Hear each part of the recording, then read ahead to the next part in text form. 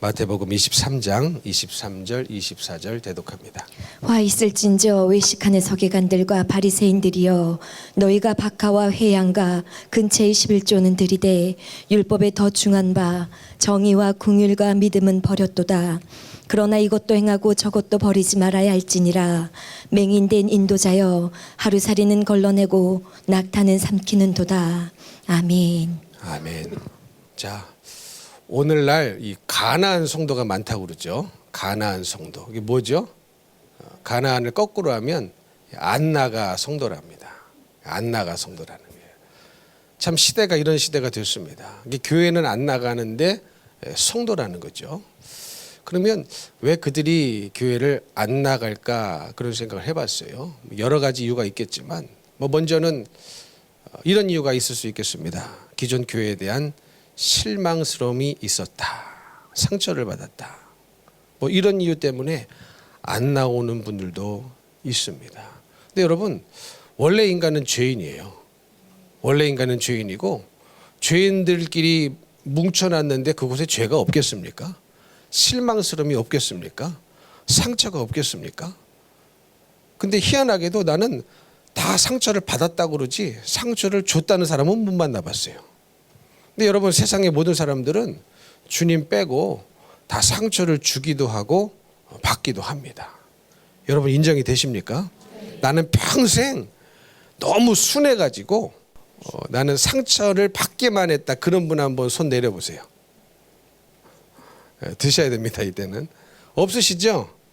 예, 다 상처를 주기도 하고 받기도 합니다. 그래서 교회가 실망스럽다, 상처를 받았다, 그래서 안 나온다는 것은 사실은 그닥 옳은 것은 아니죠. 그런가 하면은 요즘은 또 편안함을 추구하지 않습니까? 굳이 막 교회 가가지고 이 일 저 일 하면서 충성스럽게 몸도 힘들고 마음도 힘든데 그러기보다 아무에게도 터치받지 않고 그냥 집에서 TV 켜놓고 안 나가 성도로 살아야 되겠다. 가나안 성도로 살아야겠다. 그것이 가나안인 줄 알아요. 근데 아직 가나안에 못 들어간 겁니다. 그거. 그런 분들도 계실 것이고, 특별히 이 코로나 때문에 요즘은 또 바이러스가 두려워가지고 안 나오시는 분들이 더 많이 생겼습니다. 그래서 이런저런 이유를 가지고 가나안 성도가 많아졌다, 안 나가 성도가 많아졌다. 그런데 모르긴 몰라도 가나안 성도가 많아진 이유 중에 하나가 무엇일까 생각해 봤는데, 그것은 역시나 돈 문제가 아닐까, 헌금에 관한 문제가 아닐까, 저는 그렇게 생각합니다. 실제로 어떤 분들은요, 나는 교회에서 헌금 강조를 안 합니다, 헌금 설교를 안 합니다, 그렇게 말씀하시는 목사님도 계십니다. 저는 그것은 굉장히 잘못됐다고 생각합니다. 왜냐하면 돈 문제와 신앙의 문제는 굉장히 밀접한 관계가 있어요. 돈 문제와 믿음의 문제는 굉장히 밀접한 관계가 있습니다. 그래서 실제로 사복음서를 읽어보면 예수님이 하신 말씀의 60, 70%가 다 돈과 관계된 얘기를 하셨어요. 말씀을 하셨어요. 그래서 그만큼 그렇게 예수님이 말씀하셨다는 것은 그만큼 돈, 물질에 관한 것이 인간의 마음을 꽉 붙잡고 있는 우상이기 때문에 그렇다는 거죠. 누가 부인할 수 있겠습니까? 심지어 예수님은 뭐라고 말씀하셨어요? 하나님과 재물을 겸하여 섬길 수가 없다 그러셨어요. 그럼 이 말씀을 곰곰이 깊이 묵상해 보면 이미 그 당시에 재물이 하나님 위치에까지 올라와 있다는 거죠. 하나님과 비교를 할 정도로, 그러니까 하나님과 다른 것을 비교한 것이 아니라 하나님과 재물을 비교하면서 예수님께서 겸하여 섬길 수 없다는 것은 이미 재물의 위치가 그 당시에 하나님의 위치에까지 올라와 있다는 것을 우리 예수님이 말씀하고 계시는 겁니다. 근데 물질하고 하나님을 겸해서 섬길 수가 있대요, 없대요? 그 말 없다죠. 그 말은 무슨 말입니까? 하나님을 섬기는 사람은 물질을 섬기는 사람이 아닌 거죠. 반대로 물질을 섬기고 있다면 하나님을 섬기는 사람은 아니다라는 겁니다. 그래서 겸하여 섬길 수가 없다는 거예요. 두 개를 동시에 섬길 수 있는 길은 없다는 겁니다.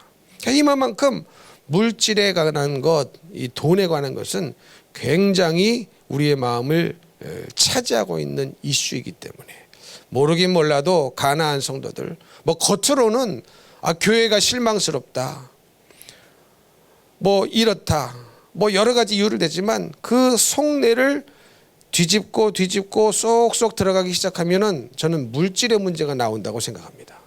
결국은 돈 문제가 튀어나오고 물질의 문제가 튀어나와요. 성도들의 인생도 마찬가지죠. 나는 이래서 이렇습니다. 나는 저래서 이렇게 한 겁니다. 뭐 여러 가지 이유를 대지만 결국 그 마음에 꼭꼭 숨겨놓은 것들을 하나 둘씩 파고 들어가면 결국은 그 사람이 그렇게 한 행동의 이유가 뭐냐? 돈 문제일 때가 많아요. 그 사람이 저렇게 나온 이유가 뭐냐? 결국은 물질의 문제일 때가 상당히 많습니다. 여러분 인정이 되십니까?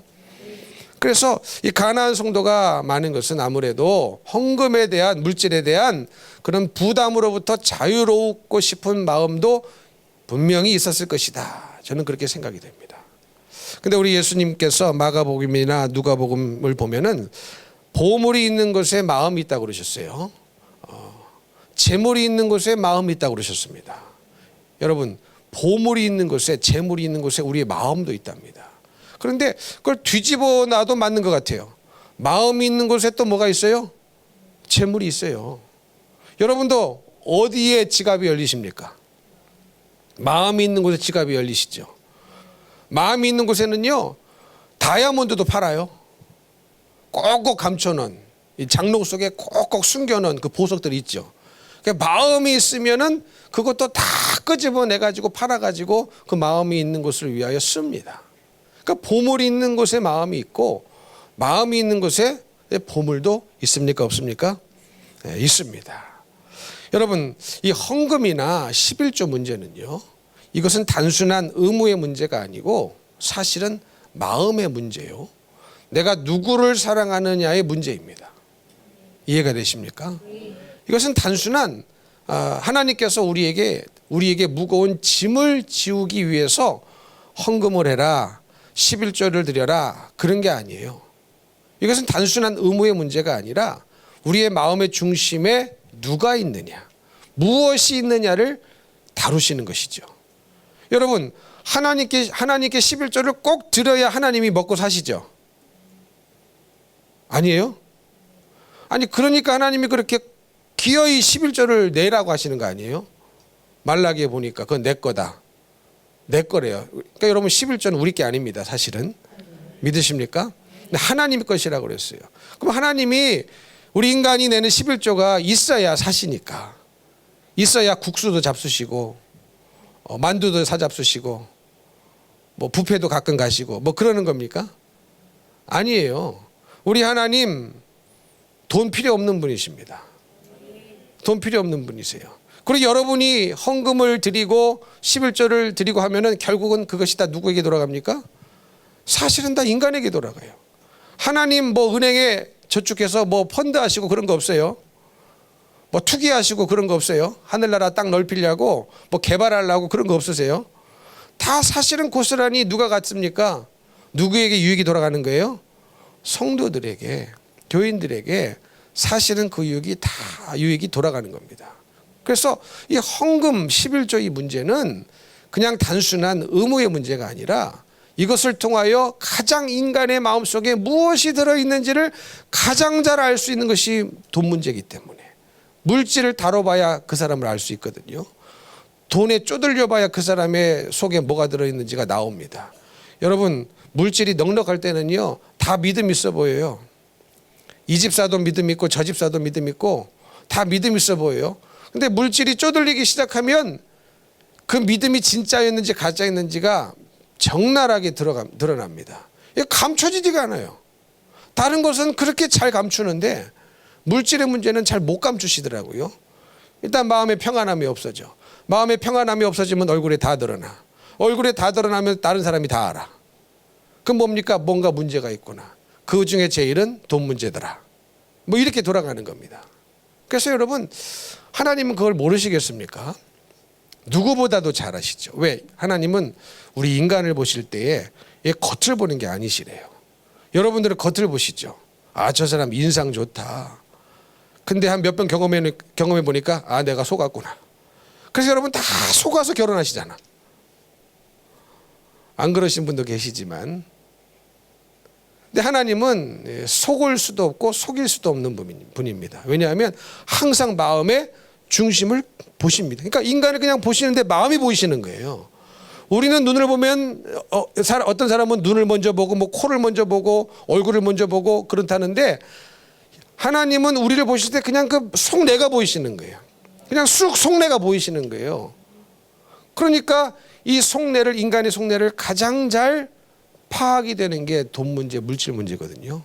근데 하나님은 우리를 사실은 다 아십니다. 우리를 시험하지 않으셔도 내가 정말로 주님을 사랑하는지 물질을 사랑하는지 하나님은 아셔요. 근데 누가 모른다고요? 내가 몰라요. 내가 그 문제를 당해보지 않으면 내가 몰라요. 하나님은요, 우리 물질이 풍부할 때나 물질이 쪼들릴 때나 믿음이 있는지 없는지를 다 아십니다. 그러나 인간 자기가 자신을 몰라요. 그래서 물질이 풍부할 때는 내가 물질이 풍부하니까 걱정이 없고 염려가 없고 믿음이 좋은 줄 알았는데, 그 물질을 걷어가시면, 사업이 망해보면, 쪼들리기 시작하면은 대번에 드러납니다. 물질이 우상이었다는 거, 내가 의지했던 분이 하나님이 아니었다는 거. 여러분, 제가 가끔 여러분에게 질문하지 않습니까? 여러분 솔직히 어느 때가 기쁘세요? 말씀이 막 깨달아지고 죄가 발견돼서 회개하고 막 우리 영혼의 기쁨이 넘치십니까? 아니면 로또가 당첨되면 기쁘십니까? 내가 새카맣게 잊고 있었는데 어디 모르고 있던, 나도 잊어버렸던 통장이 발견됐는데 거기에 2천만 원이 들어있어. 그럼 그분은요, 한 달 내내 웃고 다니셔요. 그러니까 우리를 슬프게도 하고 기쁘게도 하는 분이 하나님이셔야 되는데, 우리가 정말로 주님 때문에 기쁘고 내 죄 때문에 슬프고 주님 마음 아프고 한 것 때문에 슬퍼야 되는데, 그게 아니죠. 물질이 있으면 기쁘고 없으면 슬프고. 그걸 보면은 우리의 주인이 하나님이 아니고 물질이라는 인정을 할 수밖에 없을 때가 많습니다. 그러나 여러분, 예수 믿는 것은 주인이 바뀌는 거예요. 아멘이십니까? 그래서 성경에 세이비어라는 단어보다 로드라는 단어, 구세주라는 단어보다 주인이라는 단어가 훨씬 많이 써져 있습니다. 그것은 예수님은 주인이라는 거예요. 하나님은 주인이시라는 거예요. 그러니까 예수님을 믿되 구세주로만 믿지 말고 주인으로 믿어야 된다는 거죠. 그래야 그 사람이 정말로 예수 믿는 사람입니다. 그래야 주인 말씀대로 명령 따라 행함으로 말씀에 순종하며 사는 것이 가능한 인생이지 않겠습니까? 근데 예수님이 주인이 아니니까 주인 명령을 안 들어요. 말씀대로 안 살아요. 근데 말씀대로 안 살면서도 믿음이 있다고 착각합니다. 말씀대로 안 살면서도 내가 천국 간다고 착각합니다. 여러분, 그럴 일은 없습니다. 주님이 주인이 아닌데, 말씀이 주인이 아닌데, 하나님이 나의 주인이 아닌데 천국 갈 일이 어디 있겠습니까? 여러분, 천국에 가면요, 꼼짝없이 주님이 영원토록 주인이 되셔야 돼요. 그걸 어떻게 견디겠냐고. 100년도 안 되는 인생 주님이 주인 되는 게 싫어가지고 내 맘대로 살고 돈 좋아하면서 살고 돈이 주인 돼서 살았는데, 영원이라는 시간 동안 하늘나라에 꼼짝없이 갇혀가지고 주님이 주인이 된 인생을 어떻게 살아내겠습니까? 그 말도 안 되는 얘기예요. 그래서 여러분, 천국은 누가 가느냐? 이 땅에서 주님이 주인 된 사람이 가는 곳이 천국이에요. 천국에 가서 주인으로 되어져 가는 게 아닙니다. 이미 이 땅을 살아갈 때에 나의 죄를 낱낱이 회개하고 내가 나의 주인 된 죄를 철저히 회개하고 주님이 주인이 된 자가 가는 것이 천국인 줄로 믿습니다. 근데 실제로 많은 사람들은 주인이 누구냐? 돈인 사람이 많죠. 물질인 사람이 많다라는 것입니다. 우리 예수님은 요한복음 14장 15절에서 너희가 나를 사랑하면 나의 계명을 지킨다고 그랬어요. 계명을 지키는 것은 무슨 문제라는 겁니까? 단순한 의무가 아니고 사랑의 문제라는 겁니다. 그러니까 내가 주님을 사랑하면 사랑하기 때문에 주님의 말씀을 듣는 거죠. 내가 하나님을 사랑하기 때문에 하나님의 계명을 순종하는 거죠. 여러분, 믿으십니까? 여러분도 사랑해 보셨죠? 사랑해 보면은 사랑하는 대상의 말을 들어주고 싶습니다. 그게 사랑의 힘이고 사랑의 능력이에요. 그래서 여러분, 신앙생활은 사실은 훈련받아서 되는 게 아니에요. 제자 훈련 받아서 되는 게 아닙니다. 주님을 사랑해야 되는 겁니다. 제자 훈련 1단계부터 마지막 단계까지 다 받았어도요, 그래서 암송구절 달달달 외우고 시험 쳐서 통과했어도 주님 사랑하지 못하면 주님 제자가 못 됩니다. 될 수가 없어요. 주님 제자는 누가 되느냐? 주님 사랑하는 자만 제자가 될 수 있어요. 그래서 우리 예수님이 베드로를 찾아오셔서 뭘 물어보신 겁니까? 너 다시 제자 훈련해라 그러셨어요? 너 아무리 봐도 내 제자인 줄 알았는데 제자 훈련 잘못 받았다. 제자 훈련 처음부터 다시 해라. 1단계 초신자반, 2단계 뭐 성숙자반, 3단계 사역자반 해가지고 제자 훈련 다시 받아라. 그거 물어보셨습니까? 뭐 물어보셨어요? 요한의 아들 시몬아, 네가 나를 다른 사람보다 더 사랑하느냐? 그걸 물어보셨어요. 그런 다음에 내 양을 치라, 내 양을 먹이라 그러셨습니다. 그럼 뭐가 중요하다는 거예요? 뭐가 중요하다는 거예요? 주님의 일을 하려면, 주님의 제자가 되려면, 주님의 사람이 되려면 주님을 사랑하는 것이 중요하다는 거예요. 그래서 사랑하면 그냥 되어지는 거예요. 사랑하면 그냥 되어지는 거예요. 여러분 자녀 키울 때 자녀 키우는 법 고시 공부하듯이 공부하시면서 키우십니까? 아니요. 사랑하면 알아요. 사랑하니까 사랑하는 자녀, 나는 힘들어도 일찍 일어나가지고 새벽밥 지어주는 거 아닙니까? 내가 사랑하니까. 내 몸은 부서져도. 우리 어르신들도요, 얼마나 옛날에 고생하시면서 자녀들을 키우셨습니까? 나는 이렇게 못 살아서, 못 입고 못 먹고 못 살아서 교육을 제대로 못 받았다. 중학교도 제대로 못 나왔다. 그러나 내 자식만큼은 내 몸이 부서져도 공부를 시켜서 성공시켜야 되겠다. 이 마음 때문에 몸이 부서져도 허리가 나가고 관절이 나가고 목뼈에 디스크가 찾아와도 열심히 일한 것 아닙니까? 그거 누가 시켜서 한 거예요? 그 훈련받아 하신 겁니까? 아니요. 사랑 때문에 한 겁니다. 그러니까 여러분, 하나님을 사랑하면 하나님의 계명을 지키고 싶어지는 것이 당연한 겁니다. 믿으십니까? 오늘 본문 말씀 읽은 그 말씀, 그 전의 말씀들을 계속 살펴보면요, 우리 예수님께서 계속 무슨 말씀을 하고 계시냐면 화 있을진저 서기관들과 바리새인들이여, 이렇게 계속 말씀하셨어요. 그러니까 서기관과 바리새인들을 향하여서 화 있을진저, 그러니까 얼마나 그 마음의 중심이 바르지 못하고 어긋나 있고 지옥 갈 백성 같았으면 우리 예수님이 그렇게 말씀하셨습니까? 그 심정을 알아먹어야 될 텐데, 그 심정은 모른 채 아니 나에게 이렇게 화 있을진저 이렇게만 받은 거죠. 아니 나만큼만 신앙생활을 하라고 그래. 내가 이렇게 말씀을 잘 알고 성경에 통달한데 내가 그래 이래봬도 서기관이야, 내가 이래봬도 바리새인들이야, 그런 생각을 가지고 있으니까 예수님의 그 말이 상처로만 받게 되는 겁니다. 근데 예수님이 그렇게 말씀하신 것은 그들을 살리려고 하신 말씀이거든요. 좋은 말씀도 그들을 살리기 위한 말씀이요, 욕도 그들을 살리기 위한 말씀이었습니다. 때로는 예수님 욕도 하셨어요. 때로는 예수님 다윗질처럼 성전에 들어가셔서 다 내쫓기도 하셨습니다. 근데 그게 다 뭐예요? 살리기 위함이었습니다. 23장에 들어와서 계속 화 있을진저 외식하는 서기관들과 바리새인들이요. 근데 그 예수님의 그 외식하는 서기관들과 바리새인들이요, 이 말하는 그 핵심이 뭐였냐면 이런 말씀하셔요. 이 서기관들과 바리새인들이 이렇게 얘기를 했습니다. 성전으로 맹세하면 아무 일 없지만 성전에 금으로 맹세하면 지키라고 그랬어요. 그러니까 성전으로 맹세하면 뭐 안 지켜도 된다. 그러나 성전에 금으로 맹세하면 지켜라.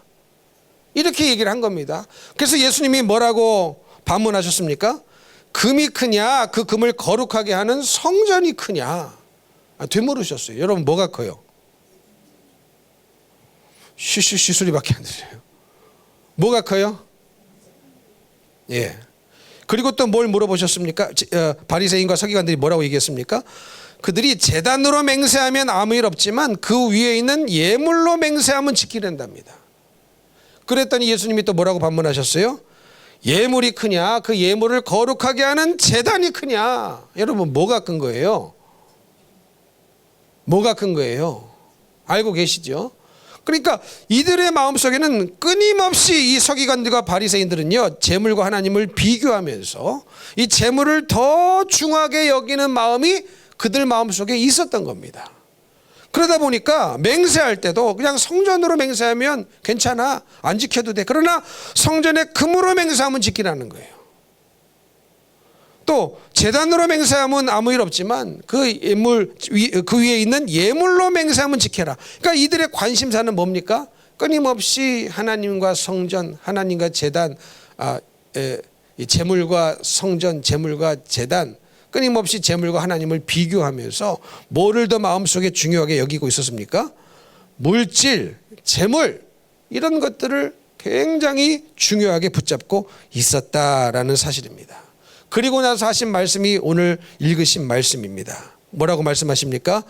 화 있을진저 외식하는 서기관들과 바리새인들이여, 너희가 박하와 회향과 근처의 11조는 느리되 율법에 더 중한 바 정의와 긍휼과 믿음은 버렸도다. 그러나 이것도 행하고 저것도 버리지 말아야 할지니라. 11조 얘기를 하시요. 11조 얘기를.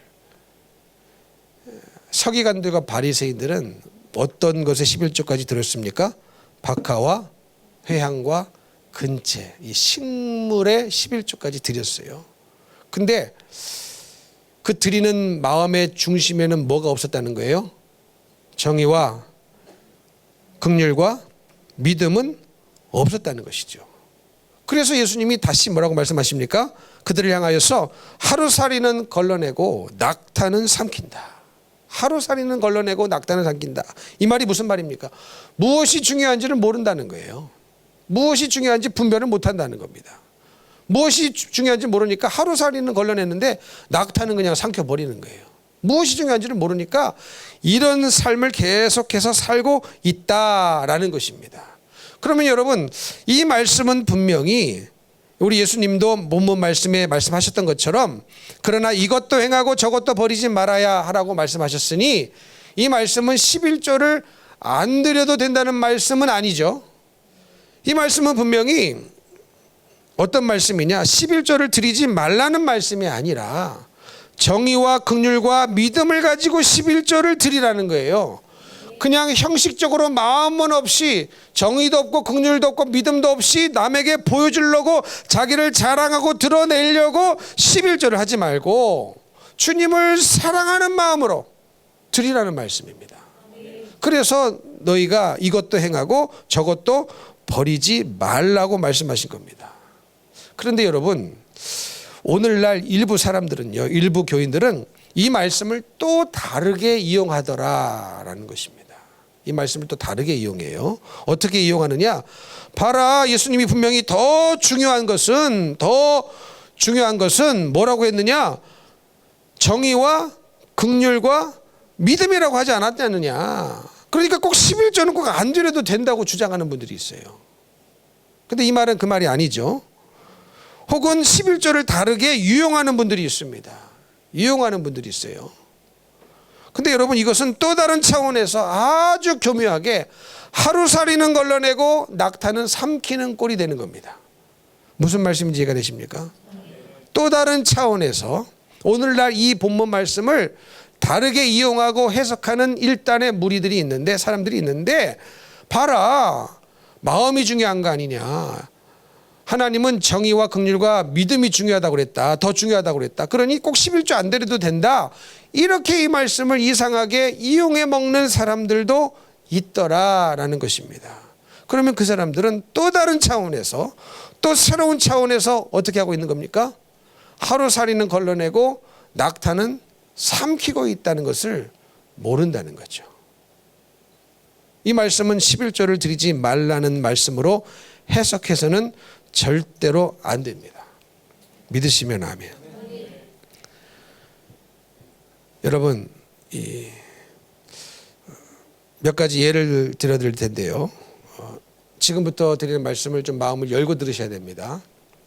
여러분이 마음을 좀 열고 들으셔야 이해가 될 수 있어요.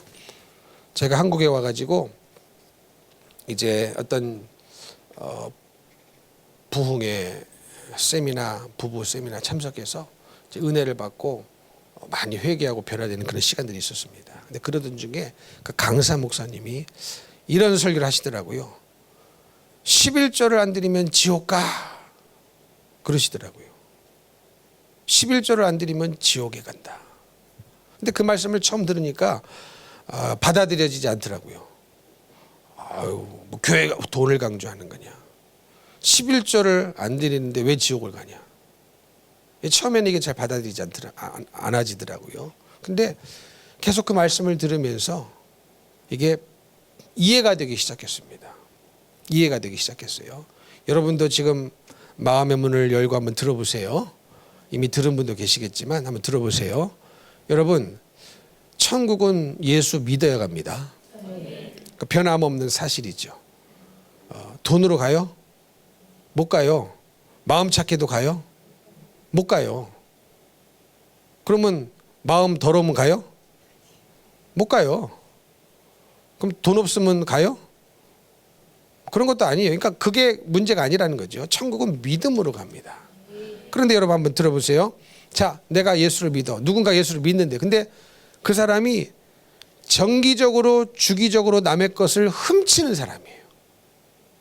그러면 그 사람은 예수를 믿는 사람입니까? 안 믿는 사람입니까? 예수가 주인이 된 사람입니까? 아닙니까? 아닌 거예요. 여러분, 우리가 예수를 믿으면 우리가 자꾸 착각하지 말아야 되는 것이 우리가 간혹 실수해서 넘어질 수는 있습니다. 인간인지라, 연약한 인간인지라 실수해서 간혹 넘어질 때는 있지만 습관적이고 지속적이고 고의적인 죄들은 끊어져야 맞습니다. 끊어져야 맞아요. 이해가 되십니까? 아니, 교회 막 집사되고 안수 집사되고 장로가 됐는데 계속 바람을 펴? 그 믿는 사람이에요? 안 믿으니까 바람을 피는 거예요. 이해가 되십니까? 예수를 안 믿는 거예요. 예수가 믿어지면 예수님이 그리스도시고 하나님이라는 존재가 온 우주 만물의 천하 만물의 주인이시고 그분이 나를 창조하셨다는 것이 믿어지면 그분의 말씀을 어떻게 어깁니까? 그게 믿음인 거거든요. 그래서 주여 주여 하는 자가 천국에 들어가는 것이 아니다. 아버지 뜻대로 행하는 자라야 천국에 들어간다고 말씀하신 거예요. 믿으시면 아멘. 그러니까 주여 주여 한다고 천국 가는 게 아니랍니다. 그 말씀 누가 하셨어요? 바울이 한 게 아니에요. 제자들이 한 게 아니에요. 예수님이 하셨습니다. 말씀이 육신되어 이 땅에 오신 예수님, 진리이신 예수님이 하신 말씀이니 그 말씀은 진리일 수밖에 없죠. 그 말은 뭡니까? 주여 주여 하는 사람은 있다. 립서비스로. 그러나 정말로 그 마음의 중심으로 믿지 않는다는 거죠. 그러니까 주여 주여 하는 자가 천국에 가는 것이 아니다. 하나님 뜻대로 행하는 자라야 천국에 들어간다. 이래 말씀하신 겁니다. 근데 예수를 믿는답니다. 교회 직분도 받았어요. 그런데 주기적으로 정기적으로 남의 것을 훔칩니다. 믿는 사람 아닙니다. 좀 더 세게 말해볼까요? 주기적으로 반복적으로 습관적으로 살인을 합니다. 그 사람 믿는 사람이에요? 아닙니다. 그러면 여러분, 하물며 사람의 것을 주기적으로 반복적으로 훔쳐도 그 사람이 예수 믿는 사람이 아닌데 11조는 누구 거래요? 말라기에 보니까 누구 거래요? 하나님의 것이랍니다. 내 것이 아니래요. 우리에게 11조를 주신 적이 없어요. 11조는 하나님의 것입니다. 근데 하나님의 것을 하나님께 돌려드리지 않고 내가 쓴다. 그럼 누구 거를 도둑질했다고 그래요? 하나님 것을 주기적으로 반복적으로 도둑질하고 있는데 그 사람이 예수를 믿는 사람이냐? 아니라는 거예요. 여러분, 이 말씀 이해가 되십니까? 그러니까 믿음이 없으니까 못 드리는 거죠. 믿음이 없으니까 내가 이거 드리면 죽을 것 같죠. 주님이 나를 지키신다는 믿음이 없어. 주님이 나의 왕이시고 하나님이 나의 아버지시라는 것이 안 믿어지니까 못 드리는 겁니다. 못 드리는 거예요. 이해가 되십니까? 근데 사실은 드린다는 표현도 그래요. 왜냐하면 그 원래 하나님 것이거든요. 원래 하나님 것, 우리에게 주신 적이 없습니다. 근데 원래 하나님 것인데 하나님께 안 드리니까 뭐 한 거예요? 도둑질하는 겁니다. 그러니까 한 달마다 주기적으로 정기적으로 반복적으로 도둑질하고 있는데 그 사람이 예수를 믿는 사람이겠느냐? 아니라는 거예요. 여러분, 이해가 되십니까? 이해가 되시는 분만 아멘. 제가 개척을 했어요. 제가 예수 믿고 거의 모든 것을 다 해본 것 같아요.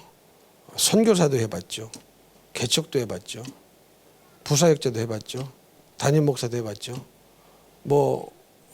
해볼 수 있는 건 다 해본 것 같아요. 주님의 은혜라고 생각합니다. 저는 집에서 생개척을 했습니다. 그 당시 제가 부사역자로 있었던 교회 목사님이 말리시더라고요. 고 목사, 요즘은 그런 시대가 아니야. 집에서 개척하면 사람들 안 와. 이단으로 생각해. 근데 그러시던 그 걱정해서 염려해서 하시는 말씀이죠. 염려하시면 도와주면 얼마나 좋아. 도와주진 않아. 근데 마음은 이제 그러신 거죠. 도와주시는 못하시지만 이제 애가 타서 이제 그러신 말씀이죠. 근데 하나님이 허락하신 것이 집이었습니다. 감사하게 집에서부터 개척을 했어요. 그러면 생개척을 했으니까 여러분, 어떤 분들은 개척할 때부터 성도가 100명이래요. 어떤 분들은 교회 개척하면서부터 성도가 30명이래요. 30가정이 있었다, 100명이 있었다, 300명이 있었다. 저는 그런 은혜는 없었고 그야말로 생개척이었어요. 생개척을 했는데 집에서 했습니다. 했는데 이제 우리 가정, 그래도 우리가 식구가 많아요. 사람은 일단은 자식을 많이 낳고 볼 일입니다. 무슨 일이 생길지 몰라요. 성경대로 주시는 대로 낳기를 바랍니다. 생육하고 번성하기를 바랍니다. 근데 5 식구 예배를 드리려고 했는데 그날 하나님께서 한 할머니를 보내주셨어요. 집으로. 불신자예요. 믿지 않는 분이에요.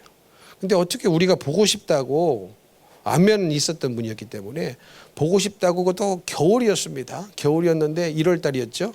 겨울이었는데 눈 오고 막 미끄러운데 할머니예요. 꼬부랑 할머니인데 멀리 사셔요. 그걸 다 이거를 버스 타고 기어이 우리 집을 찾아오셔서 오셨는데 그날이 주일이었던 거예요. 그래서 이분 한 분과 우리 가정하고 이 개척을 시작한 겁니다. 그런데 감사하게도 개척을 시작했을 때에 어떤 분이 100만 원씩 후원해 줬어요. 남의 일이라 놀라지도 않으시네. 여러분, 큰 돈이죠? 적은 돈입니까? 큰 돈이죠? 그때가 2011년도, 제 나이 42살에 개척을 했어요. 2011년도, 지금도 100만 원이면 한 분이 100만 원 헌금하는 것은, 후원하는 것은 큰 돈입니다. 큰 돈이었어요. 그래서 감사한 마음으로 제 기억에 한 2번인가 받은 것 같아요. 2번 내지는 3번을 받았어요. 근데 뭘 알게 됐냐면 이분이 본인의 11조 중에서 일부는 본교에 드리고 일부는 나에게 주고 일부는 또 다른 데 드리고 이렇게 11조를 쪼개서 한다는 것을 제가 알게 됐습니다. 알게 됐어요. 그래서 제가 그분께 정중하게 말씀드렸습니다.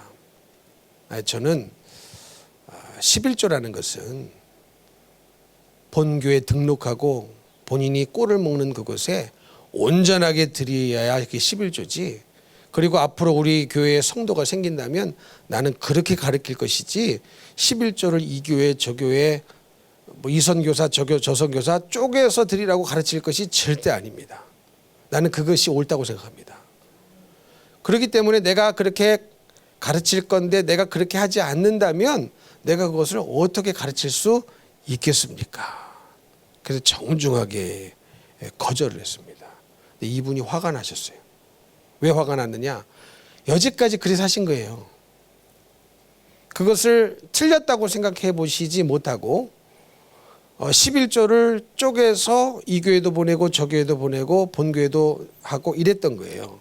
전혀 양심의 가책이나 틀렸다는 생각이 없이 오랜 세월 동안 그렇게 해오셨는데 젊은 목사가 이렇게 얘기한 것은 곧 무슨 얘기입니까? 당신 틀렸습니다. 그 얘기인 거거든요.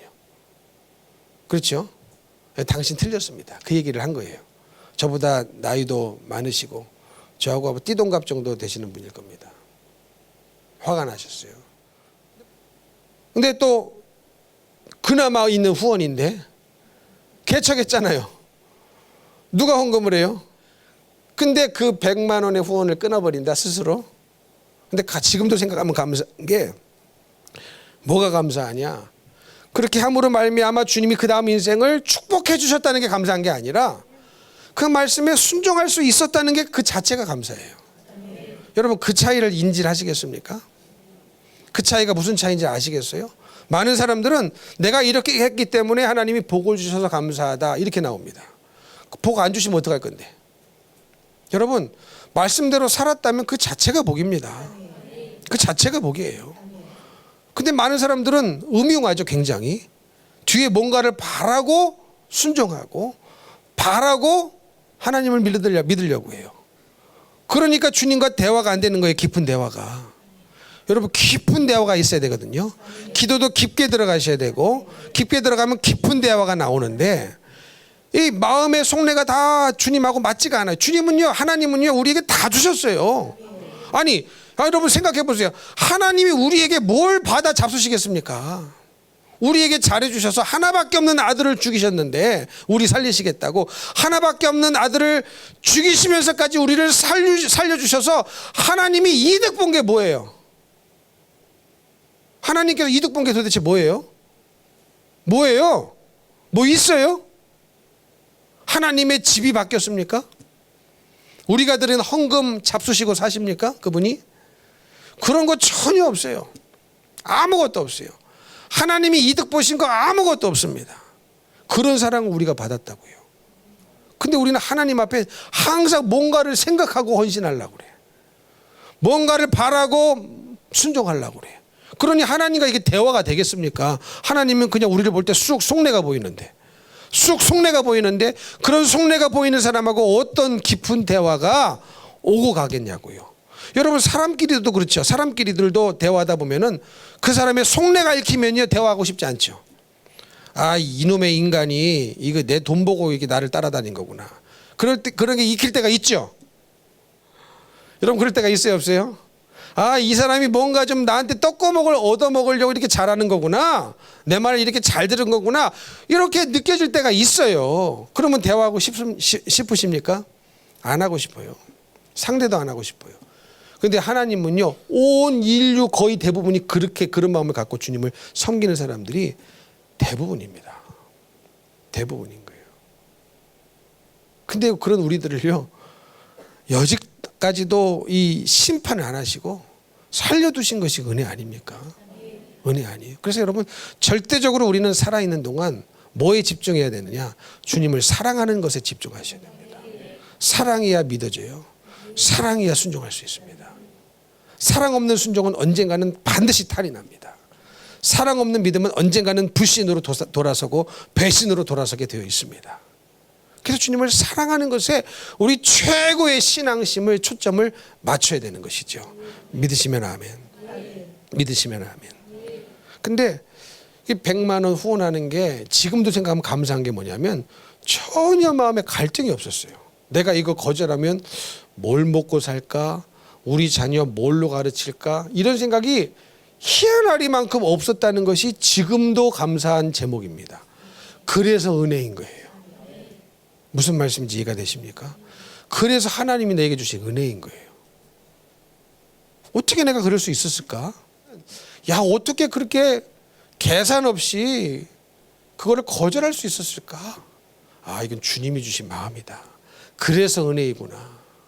이런 생각을 하게 됩니다. 하게 돼요. 여러분 11조라는 것은 본교회 꼴을 먹는 교회 100% 드려야 됩니다. 그리고 11조는 온전한 11조를 드리셔야 돼요. 이해가 되십니까? 온전한 11조를 드리셔야 돼요. 온전하다는 것은 11조 금액을 내가 수입이 이만큼 되는데 수입이 더 많아지는데도 그냥 내가 정해놓은 금액만 하시는 분이 계세요. 그럼 그게 어떻게 되는 줄 아십니까? 11조를 안 한 게 되는 거예요. 무슨 말씀인지 이해가 되세요? 순종은 온전한 순종이어야 하나님께 카운트가 됩니다. 온전하지 않는 순종은 불순종이 되어버립니다. 이해가 되시죠? 사울 왕 얘기를 했죠. 여러분 하나님께서 사무엘 선지자를 통하여서 사울 왕에게 아말렉과 전쟁을 할 때 아말렉을 전부 다 진멸하라고 그랬어요. 하나도 남김없이 아기도 죽이고 짐승까지 싸그리 죽이라고 그랬어요. 그래서 아말렉과의 전투에 사울 왕이 나갔는데 실제로 많은 아말렉 사람들을 죽였습니다. 그래서 제가 물어봤죠. 사울이 아말렉을 죽인 숫자가 많을까요? 살려둔 숫자가 많을까요? 죽인 숫자가 훨씬 많았을 겁니다. 죽인 동물이 훨씬 많았을 거예요. 개 중에 좋은 거 조금 살려놓은 거예요. 그런데 하나님은 그것을 순종으로 보셨습니까? 불순종으로 보셨습니까? 100% 불순종으로 보셨어요. 이해가 되십니까? 그러니까 여러분, 순종은요, 내가 그래도 하나님 80% 순종하지 않았습니까? 내가 그래도 95% 순종하지 않았습니까? 이렇게 주장할 수 있어요, 없어요? 없다는 거예요. 사울 왕은 아말렉 거의 다 진멸했어요. 몇 명 살려준 거예요. 일부 살려준 거예요. 90% 진멸하고 10% 살려줬다고 칩시다. 그런데 사울 왕 마음속에는 내가 그래도 90% 하나님 말씀 들은 거 아닙니까? 이렇게 생각하는데 하나님의 생각은 전혀 다른 겁니다. 뭘로 보신 거예요? 100% 불순종하는 것으로 보신 겁니다. 여러분, 이게 문제예요. 그래서 여러분, 신앙생활은 뭐라고 그랬습니까? 하나님의 생각과 내 생각이 같아지는 것이 신앙생활이에요. 신앙이 성숙해진다는 것은 뭡니까? 하나님의 생각과 내 생각이 같아지는 것이 신앙이 성숙해졌다라고 말씀하고 있는 겁니다. 그러나 수십 년 신앙생활을 했는데 하나님의 생각과 거리가 멀어요. 하나님의 마음과 거리가 멀어요. 그러면 신앙이 한 단계도 올라서지 못한 겁니다. 성숙해지지 못한 겁니다. 근데 그런 사람들이 한국 교회에 의외로 많다는 거예요. 내 생각에.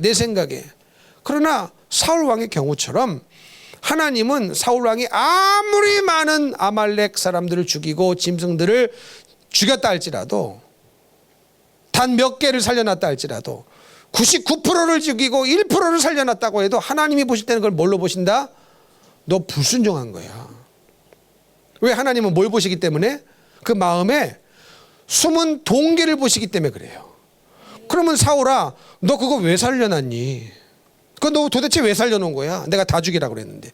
그 동기가 있지 않습니까? 그 동기가 불신인 거예요. 그 동기가 불순한 거예요. 그러니까 하나님은 마음에 숨은 동기를 보시기 때문에 그것을 절대로 순종으로 쳐주지를 않습니다. 불순종으로 보는 거예요. 그래서 사울왕을 폐위시켜 버리셨어요. 근데 사울왕은 이미 버리셨는데 자기는 아직도 왕의 자리에 있으니까 자기가 버림받은 줄을 몰라요. 이게 우리들의 문제 아닙니까? 이미 버린 사람도 있을 수도 있어요. 그러나 버려지질 않았기 때문에, 교회는 여전히 나왔기 때문에 내가 잘하고 있다 생각하는 사람들도 얼마든지 있을 수 있다는 겁니다. 여러분, 우리는 정신을 바짝 차리고 우리의 숨어있는 조그만 죄라도 회개해야 될 줄로 믿습니다. 이해가 되십니까? 그런데 그거 잘못된 11조입니다. 11조는 온전한 11조를 들으셔야 됩니다. 아멘이십니까? 철저하게 온전한 11조를 들으셔야 돼요. 그래야 내가 하나님 앞에 11조를 드렸다고 100% 인정이, 하나님께서 인정하시는 거예요. 여러분, 믿음은 내가 믿음 있습니다 주장이 아닙니다. 하나님이 내 믿음을 인정해 주셔야 그게 진짜 믿음인 거예요. 내가 아무리 믿음 있다고 주장해도 주님이 나의 믿음을 인정해 주시지 않는다면 무슨 소용이 있겠습니까? 아무 소용 없는 거거든요.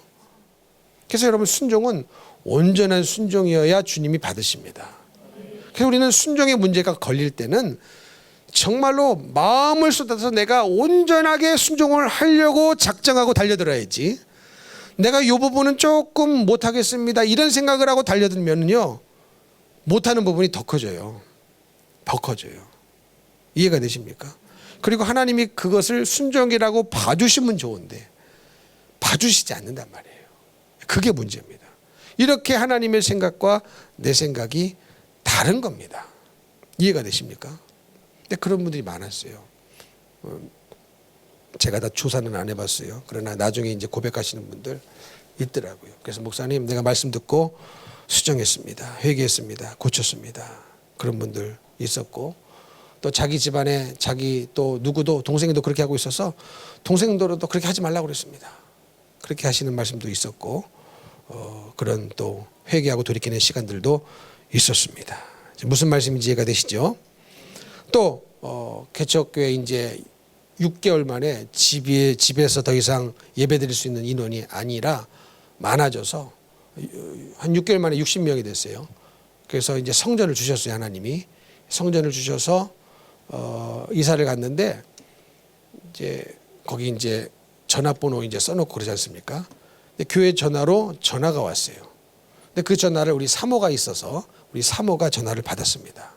근데 전화 거신 분이 누구냐면 모 교회의 이제 집사인데 전화 받은 당사자가 제가 아니라서 집사인데 이제 그 교회 담임 목사님께서 장로를 주고 싶은데 이분이 11조를 안 하는 겁니다. 그래가지고 이 집사님을 불러다가 아무개 집사, 내가 당신에게 신앙의 연륜도 있고 우리 교회 오래 다녔고 하니까 장로를 주고 싶다. 근데 11조를 안 드려서 곤란하다. 11조 5만 원만 하지 않겠느냐. 이랬다는 거예요. 그래가지고 이게 황당해서 자기의 말을 지지해 줄 사람으로 우리 교회를 자기가 택한 거예요. 지나가다 우리 교회 전화번호를 어떻게 받는지.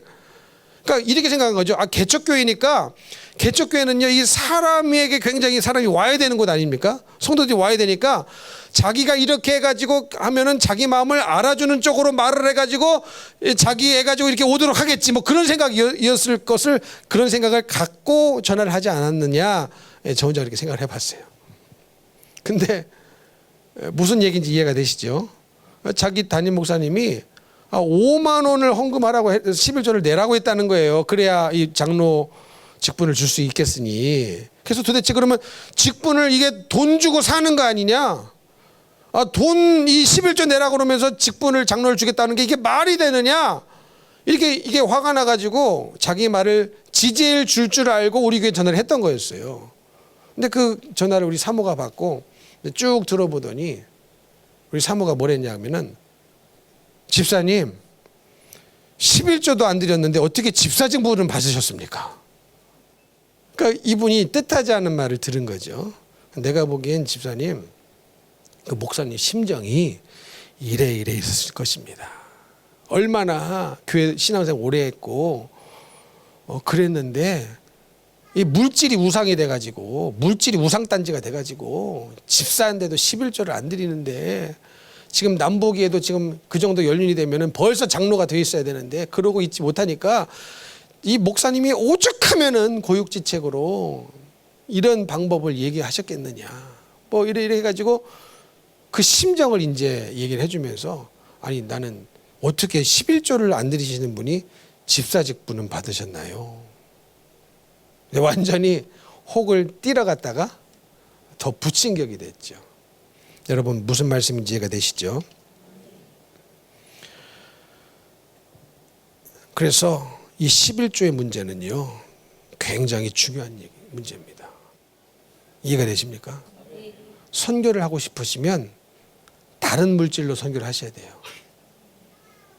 구제를 하고 싶으시면 11조에서 하시지 마시고 언제나 11조를 여러분이 꼴을 먹는 본교에다가 온전하게 드리시고 그 다음에 주님이 주신 마음 따라서 선교도 하시고 구제도 하시고 여러 가지 헌금을 하시면 되는 겁니다. 안 그러면 무슨 죄 걸려요? 유용하게 되는 것입니다. 그래서 개척교회도요. 개척교회 했을 때도 이 설교를 듣고 내가 그동안 하나님의 것을 도둑질했구나. 회개하고 깨닫고 어떤 분들은 그동안 드리지 못한 11조를 소급해가지고 다 드린 분도 있어요. 다 드린 분도 있어요. 저는 우리 교회에서도 그런 분들이 있기를 기도합니다. 그냥 옛날에 훔친 거 도둑질한 거 그냥 싹 입 닦지 마시고 입 싹 닦지 마시고 여러분 도둑질한 거는요 성경에 희한하게 율법에 도둑질한 거는 갚으라고 되어 있어요. 이해가 되십니까? 도둑질의 죄는 갚아야 끝이 나요. 그냥 말로만 회개하고 끝나는 게 아니에요. 갚아야 끝이 납니다. 갚아야. 그래서 삭개오가 뭐라고 그랬습니까? 예수님을 만나고 자기의 지나온 인생들이 회개가 되니까 회개에 합당한 열매를 맺지 않습니까? 그냥 립서비스로 내 지나온 인생을 회개합니다라고 끝난 게 아니에요. 어떻게 합니까? 예수님, 내가 내 재산의 반을 가난한 사람들에게 나눠주겠습니다. 그리고 남에게 내가 토색한 것이 있으면 4배로 갚아주겠습니다. 왜? 그게 율법이니까. 그게 말씀이니까. 그러면 삭개오의 재산이 남아 있었겠습니까? 없었을 거예요. 예를 들어 삭개오의 재산이 10억이라고 칩시다. 5억은 가난한 사람에게 나눠줬어요. 나머지 5억 가지고 자기가 불법으로 토색한 사람들을 찾아다니면서 4배로 다 갚아줬어요. 그럼 나머지 5억 남아 있었겠습니까? 안 남아 있어요. 자기는 거지 된 겁니다. 그리고 다시 또 세리지 됐겠습니까? 그냥 그 상태로 살아갔을 거예요. 여러분, 그게 예수님 만난 사람들에게서 나타나는 믿음의 회개의 현상입니다. 근데 우리는 믿음을 굉장히 쉽게 생각하죠. 회개를 굉장히 쉽게 생각하죠. 이래 살아도 천국 갈 것이고 저래 살아도 천국 갈 것이고 상당한 착각입니다. 천국은요, 믿음으로 가는 곳이에요. 믿음으로 가는 곳인데, 그래서 분명히 천국문 앞에서 우리의 믿음이 철저하게 적나라하게 드러나는 순간이 찾아온다는 거예요. 이해가 되십니까? 그게 마지막 심판대 앞 아니겠습니까? 마지막 심판대 앞에, 주님 앞에 다 서야 되는데, 마지막 성적표를 주님으로부터 우리가 다 받아 들어야 되는데, 그 성적표에 너는 F야 그러면 끝나는 거예요. 너는 통과야 그러면 천국 들어가는 거예요. 아멘이십니까? 그러니까 믿음으로 사는 문제는요, 그렇고 그런 문제가 아닙니다. 굉장히 우리의 영원이라는 시간이 걸려있는 매우 중대한 사건이에요. 중대한 일이에요. 근데 우리는 이 물질 때문에 믿음으로 못 살아요. 돈 때문에 믿음으로 못 살아요. 돈 때문에 타락하고, 돈 때문에 주님 버리고, 죄인 거를 알면서도 또 짓고, 포기하지 못하고, 이 죄를 포기하지 못하고 또 짓고 또 짓고 또 짓고 살아가는, 그러나 교회는 여전히 다니는, 여전히 예배는 드리는, 그러나 그 속내의 주인은 여전히 물질인, 이 마음속에 내가 누가 주인이냐는 문제를 해결하지 못한 채 살아가는 인생들이 오늘날 교회에 너무나 많다는 것입니다. 여러분, 이 문제를 반드시 여러분이 죽기 전에는 하나님 앞에 철저히 회개로 끊어내셔야 됩니다. 회개하셔야 돼요. 회개하셔야 돼요. 왜? 안 그러면 천국 못 가요. 아니, 물질이 주인이 되었기 때문에, 하나님이 주인이 아니기 때문에, 물질이 우상인데, 만몬신이 우상인데 우상 숭배자가 어떻게 천국을 들어가냐고요. 말도 안 되는 얘기입니다. 말도 안 되는 얘기예요. 아유, 목사님 우리 연약해서. 아니, 연약한 것도요, 초신자 때나 연약해야지. 제가 가끔 말씀드리죠. 교회 처음 나오기 시작해서요, 많이 봐줘서 한 5년, 더 봐줘서 한 10년. 그러면 여러분 이미 초신자는 벗어나야죠. 여러분, 그런 거 아닙니까? 근데 교회 나오기 시작한 지 20년이 됐네, 30년이 됐는데도, 아, 목사님 나는 그런 믿음은 없어요. 아, 그런 믿음 없으면 어디 가려고? 여러분, 믿음이 없으면 어디 가시려고요? 그런 말씀을 서스럼 없이 하시는 분들이 종종 있다니까요. 믿음이 있어야 되거든요. 하나님이 인정하시는 믿음이 있어야 됩니다. 내 수준의 믿음이 아니에요. 고목사가 말하는 믿음의 수준도 아닙니다. 성경의 수준이고 하나님의 수준이고, 하나님의 수준으로 믿음이 있어야 되는데, 우리는 수십 년 교회 나왔는데도 여전히 내 눈높이에 맞춰달라, 내 눈높이에 맞춰달라, 나는 연약하다, 나는 우유만 먹는다, 나는 단단한 음식을 먹지 못한다, 계속 나는 연약해, 나는 연약해, 이것만 주장하고 있다는 겁니다. 아, 이것도 1, 2년이지. 이것도 많이 잡아 10년이죠. 아, 목사님 나는 기도 못합니다. 이것도 어느 정도지. 아, 언제까지 나는 기도 못해요? 언제까지 나는 기도시키지 마세요? 언제까지 나는 믿음 없어요? 여러분, 이렇게 살아서야 되겠습니까? 안 되는 거거든요. 여러분, 속지 마세요. 믿음 없는 나를 내버려 둘 생각을 하지 마세요. 여러분, 만약에 내가 직장에 잘렸다, 떼거리 걱정이 갑자기 발생했다, 그러면 이 중에 아무것도 그냥 안 하고 나자빠지고 그냥 그러실 분 계세요? 가만히 있으면 죽는데, 먹을 수가 없는데, 먹고 살 길이 없는데, 그런 분 없죠? 사방팔방 찾아다니면서 구하러 다니고, 무슨 일이라도 험한 일이라도 나에게 좀 맡겨달라고 여러분 막 열심히 다니지 않으시겠습니까? 물질이 없는 문제는 그렇게 우리가 열심으로요 이 문제를 해결해 보려고 온 맘 다해 온 신경 다해 이 문제를 해결하려고 사발팔방 찾아다닙니다. 근데 믿음이 없는 문제는 그렇게 안 하더라니까요.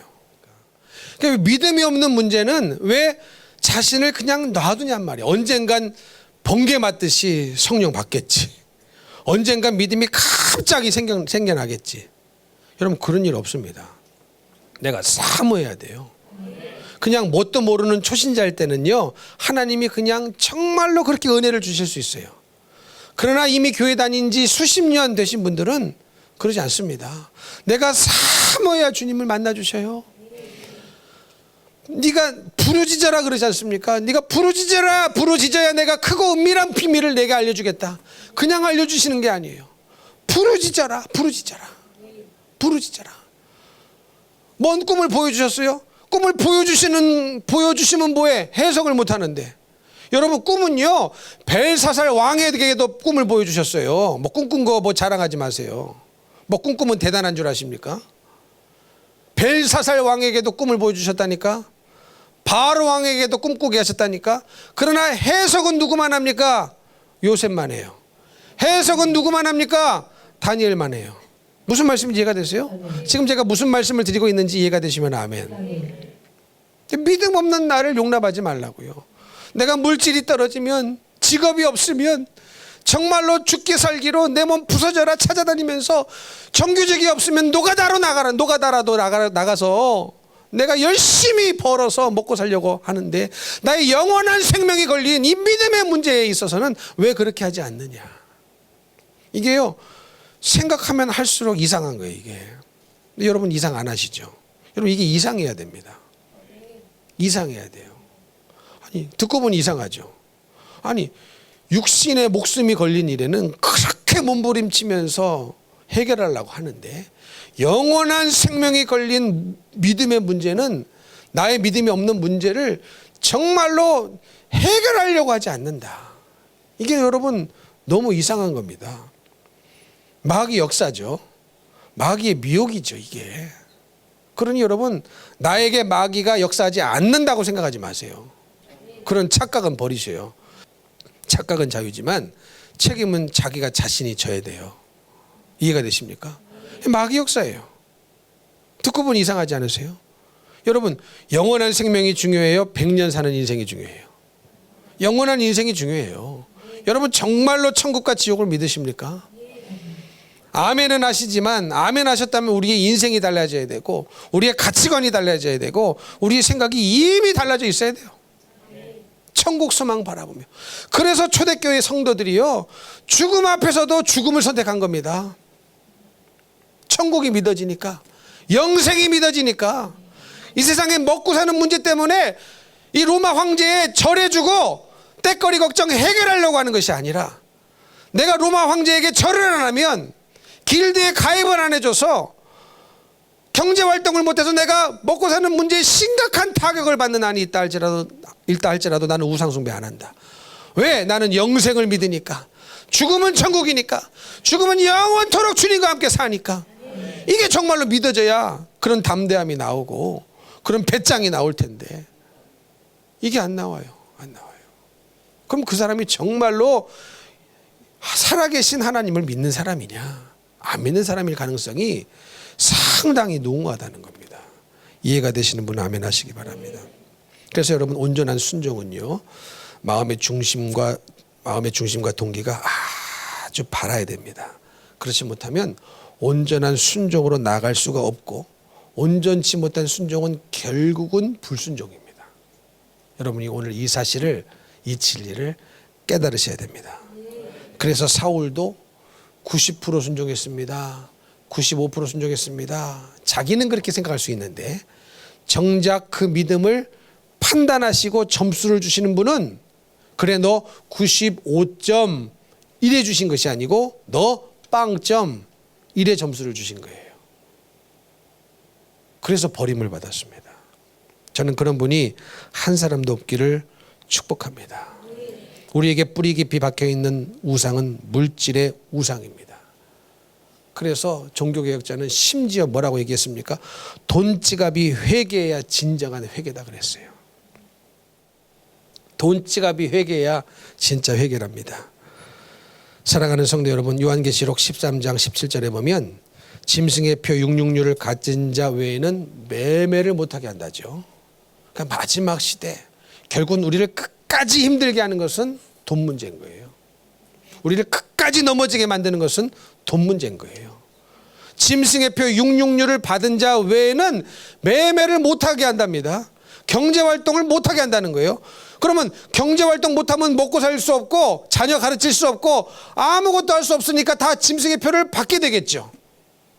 그럼에도 불구하고 안 받을 사람이 있어야 되는데, 그 사람이 믿음의 사람이 있는데, 그런 사람들이 이 마지막 시대에 과연 있을 것인가? 여러분, 이게 우리의 퀘스천 마크 아니겠습니까? 이런 믿음의 사람들을 길러내는 것이 교회가 돼야 되고, 이런 믿음의 사람을 길러내기 위하여 오늘도 듣든지 아니 듣든지 이렇게 외치고 있는데, 주무셔야 되겠습니까? 농담으로 들으셔야 되겠습니까? 아이 목사님, 그거는 그냥 성경에 있는 말이고 꼭 그렇지 않을 거라고 나는 생각하는데요. 농담으로 여기는 분도 있어요. 정말로. 여러분, 농담으로 여겼다가 큰일 납니다.